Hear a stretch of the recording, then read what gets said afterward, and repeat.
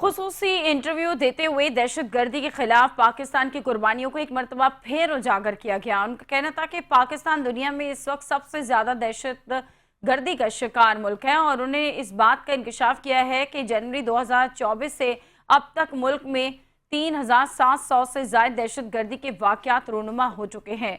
Major general ahmed शरीफ ने कहा कि इन वाकयात में 3896 अफराद जाँ बहक हो चुके हैं, जिनमें 1314 अफराद शहीद हुए हैं।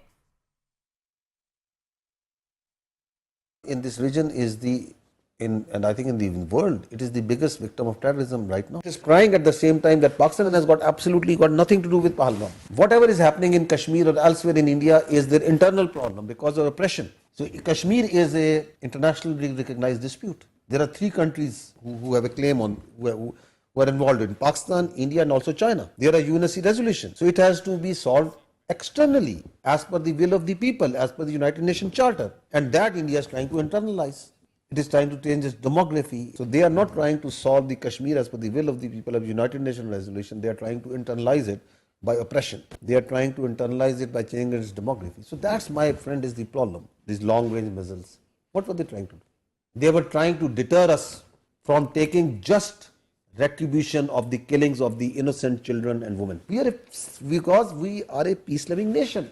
But we will, if provoked, if coerced, if aggression is done, the retribution will be swift and brutal. There should be no doubt on that. This overconfidence and this hubristic attitude is now at the peril of the 1.6 billion people of the South Asia and even the region beyond. Because if you don't read the reality and you live in your own reality, then there is a problem. The reality is that India is not USA and Pakistan is not Afghanistan. India is no Israel and Pakistan is no Palestine.